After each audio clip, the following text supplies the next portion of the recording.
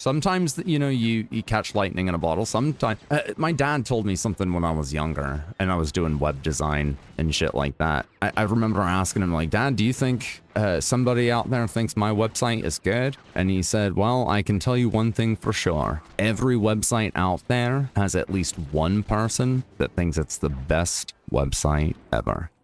And it's true in a lot of different ways in the creative space. So, like, there's a lot of stinker movies, and, some people they're okay with a stinker movie, and there's literally nothing wrong with it, Like, I accidentally breathe. No, that's bad. Okay, so yeah, Bryan Cranston accidentally became a music producer, apparently. What was I saying? Bryan Cranston became a music that's kind of ironic. That once you hear the story, you'll understand why that's ironic. Anyway, so apparently, Bryan Cranston has told this story, and he said that he accidentally became a music producer because when he was playing Hal on Malcolm in the Middle, to sell his character, or what, like, he was allowed to improvise a lot of his stuff and really develop his character. You know what I mean? Yep. And so he decided early on that he was going to be like kind of head in the clouds or whimsical or whatever. And he was going to sing and hum and diddle bop around all the time, or not all the time, but you know what I mean. You've seen the show. Malcolm, yep. So apparently one day, one of the music producer or I can't remember, doesn't matter. Somebody on the team came up and said, hey, we're having trouble tracking down these songs that you were singing this season or in these scenes or whatever. What songs are those? We need to be able to track down the original artist and pay them. And he said, oh, well, they're not real songs. I'm just improvising.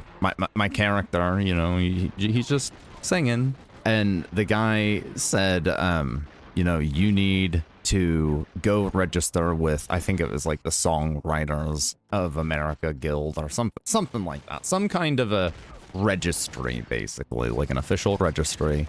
That's silly. Yeah, he said, you need to go do this today.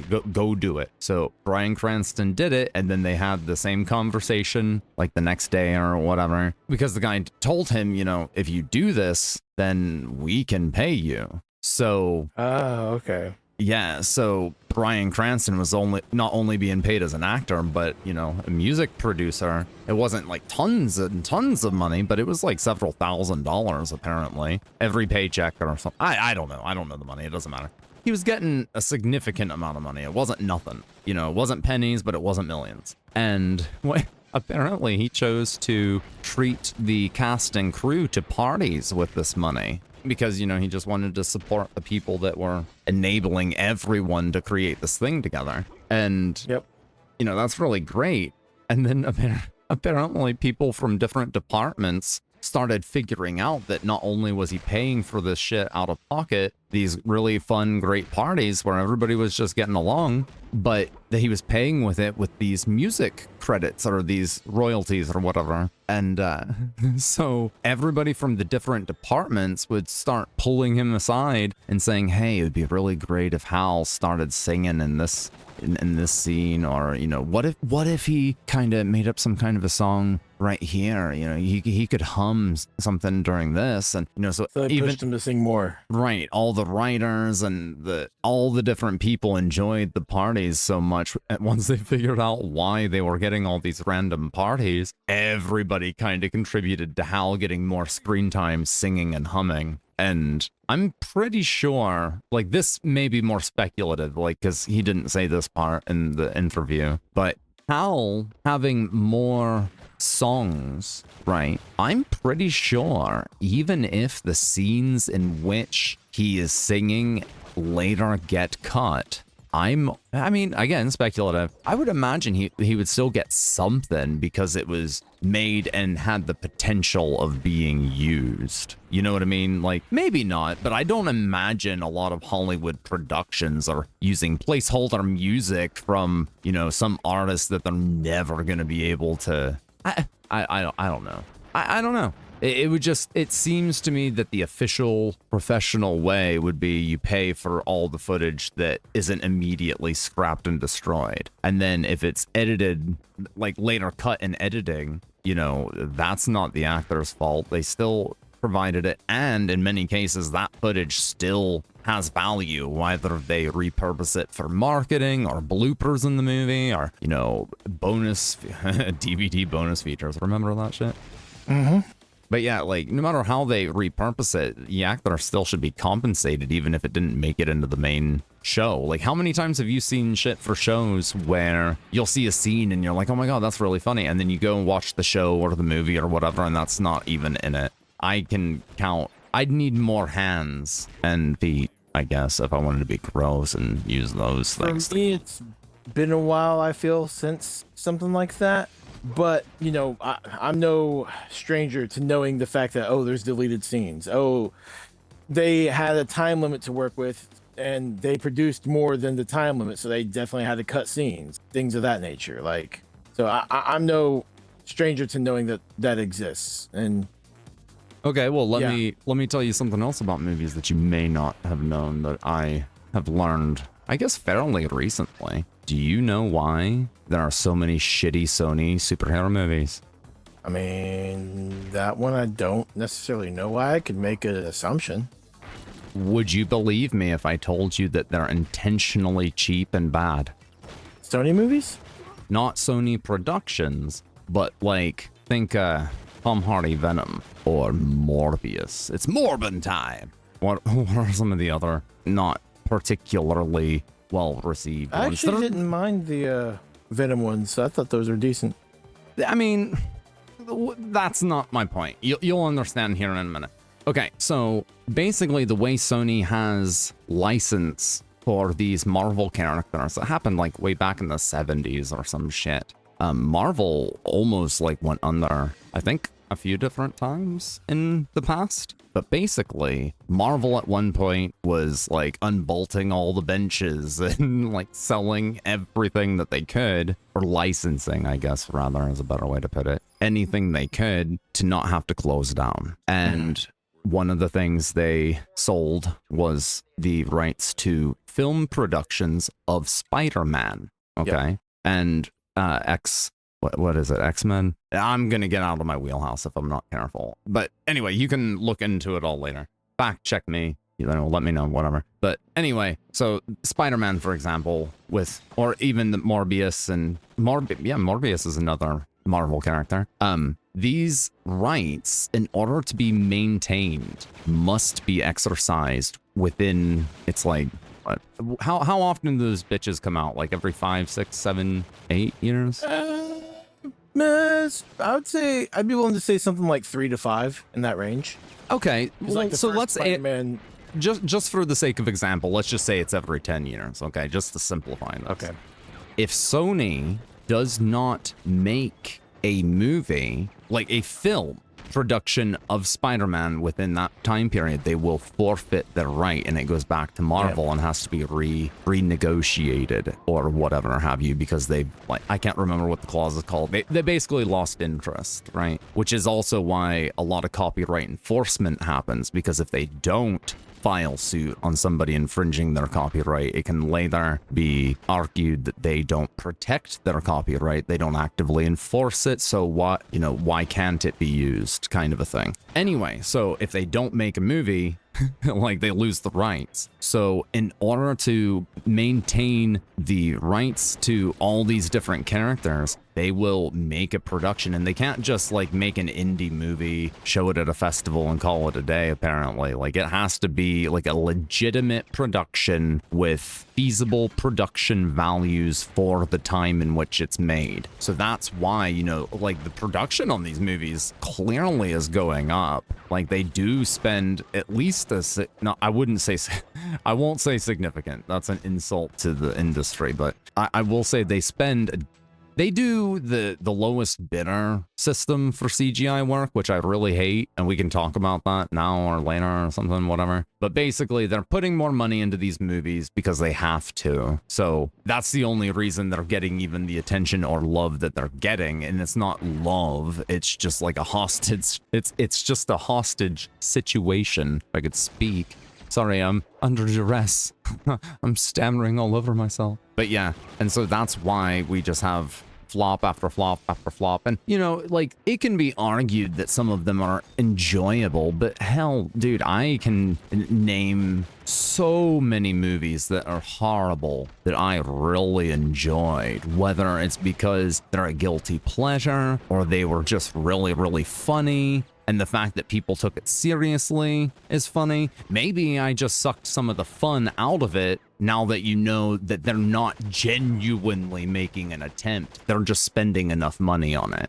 And sometimes, you know, you catch lightning in a bottle. Sometimes, my dad told me something when I was younger and I was doing web design and shit like that. I remember asking him, like, Dad, do you think somebody out there thinks my website is good? And he said, well, I can tell you one thing for sure. Every website out there has at least one person that thinks it's the best website ever.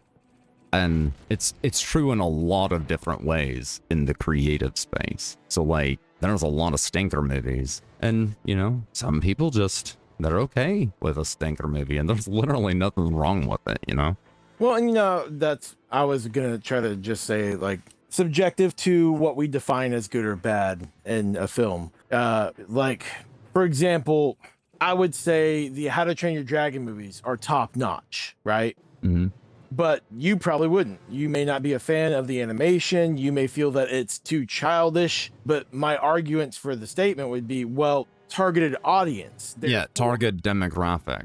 Well, see, I try to view things through different lenses, not just one. So yeah, like, I will definitely... I can definitely. I'm not going to get into How to Train Your Dragon critiques right now, but that might be fun. If you want to see that, let us know in the comments. Make sure to like and subscribe and slap my ass on the way out. I mean, on your way out. Absolutely. Let us know if you prefer reimagining remakes or if you prefer true remakes. I think we need more CGI movies. Hot take. Fucking... Oh, no, a fucking mint. Oh, remember those old Final Fantasy movies, dude? They weren't all particularly inspiring, okay? Like, the stories... Oh, okay, wait. I've only seen one Final Fantasy movie, and that was Advent Children.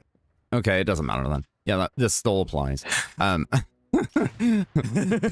They are technical marvels. They are beautiful. I remember when Blu-ray was still like a big new thing, and I made sure Advent Children and Spirit Within were some of the movies that I made sure to get when they were properly mastered. Oh my god, they are gorgeous. But anyway, at the secret level on Amazon. The Final Fantasy crew is they know how to make CGI gorgeous. Well, yeah, so let's get into that. You know who else can do CGI really fucking well? Blizzard, or maybe... okay, maybe I'm showing my dipshittiness, like, the company that it's outsourced to, whatever subdivision, split as many hairs as you want. The CGI that Blizzard puts out is fucking top goddamn notch. Holy shit. So it can be done. Why isn't it done in modern Hollywood? Wasn't that Warcraft movie a lot of CGI? That thing was fucking gorgeous.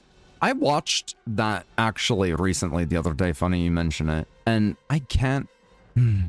I don't know. I was going to sleep when I watched it. So while the CGI doesn't look particularly bad, one thing that stuck out to me, and maybe it's just my lack of cohesion with World of Warcraft or whatever, the one thing that stuck out to me like a sore thumb was how, I don't know, clean everything was. Like, everything looked campy.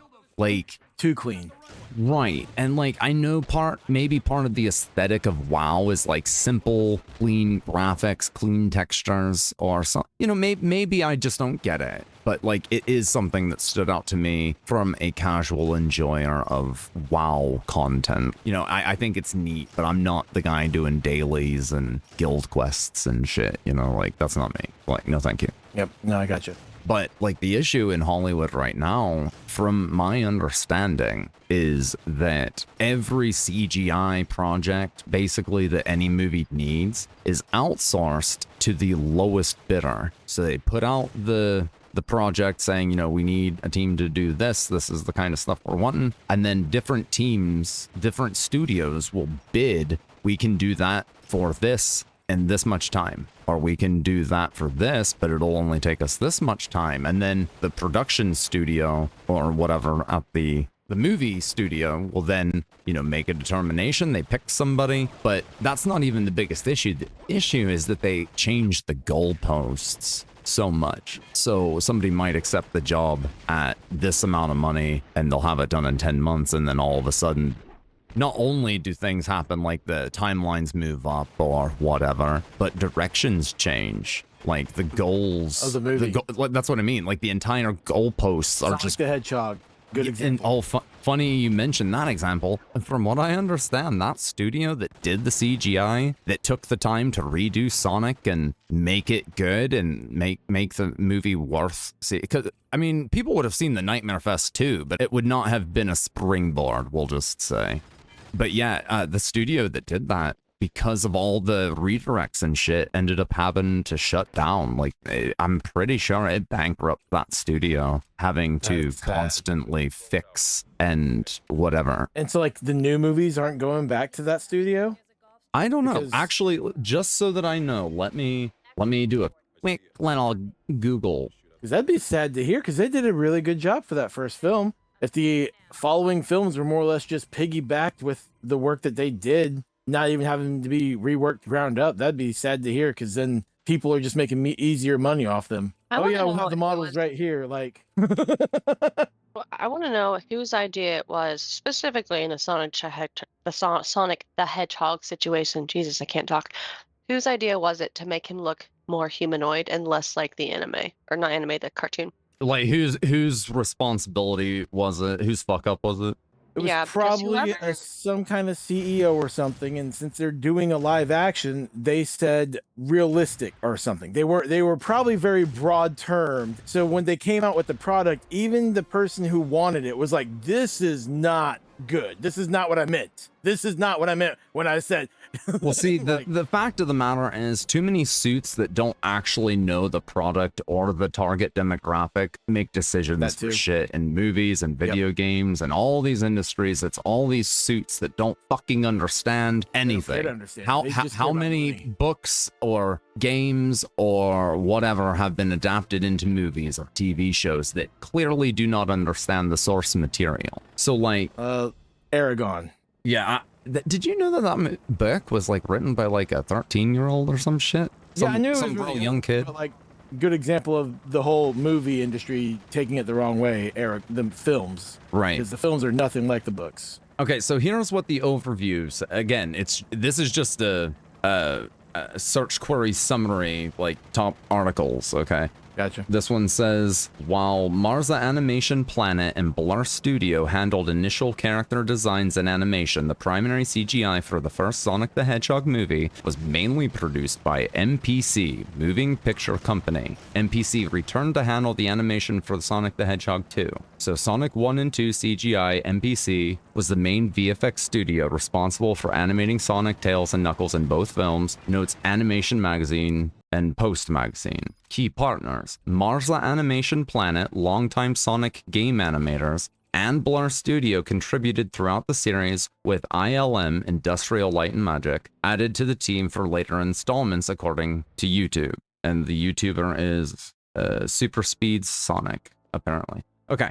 The redesign team, the Vancouver branch of MPC, was instrumental in the redesign of Sonic after the initial backlash. The core VFX studio, MPC, remained consistent across the sequels to ensure visual continuity. So, hold on a second.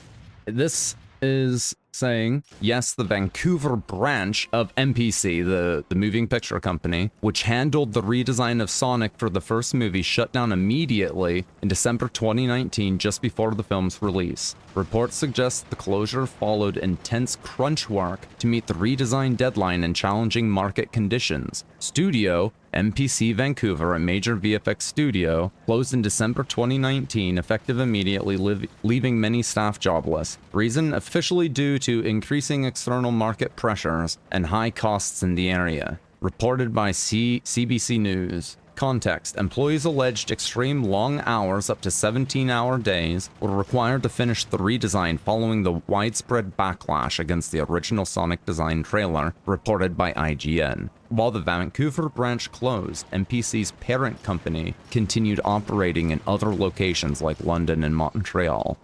Well, there you go. The overarching company is still functioning, responsible, and active, but it would seem that the individual team, studio, subdivision, whatever you want to call it, is what was cut. The Vancouver branch was closed. Gotcha. Very interesting. But anyway, yeah, so like, I don't know if any of that interests you. Feel free to look into it. But yeah, the movie industry is like really fucked. They want physical media to die. They'll let it die. They're coming for me. They're in the walls. I've got to go. Make sure I hit the buttons. Hit all the YouTube buttons. Oh my god, I gotta go. Ah!